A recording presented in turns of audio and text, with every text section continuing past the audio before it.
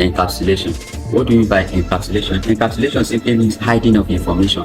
Okay, so in a situation where we want only some certain aspect of our class to be seen by just that class or the child class, we will have to implement what we call encapsulation.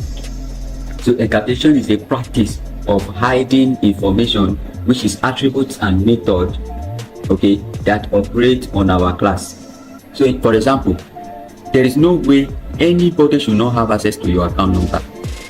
Okay, anybody should not have access to your account balance.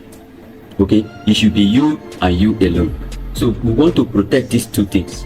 Okay, and that is when access modifiers comes in. So when we talk about encapsulation, we are going to be mentioning access modifiers and getters and setters.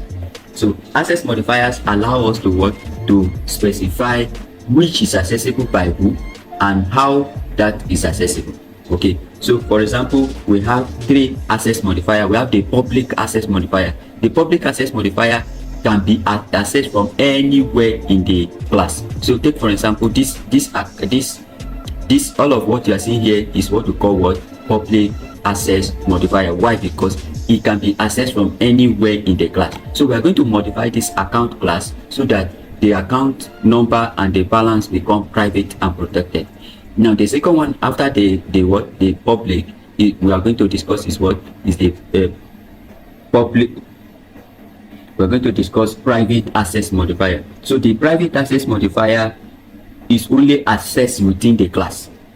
Okay, so in this case our balance should be only be accessed within this class, and what do we do is denoted by double underscore like this.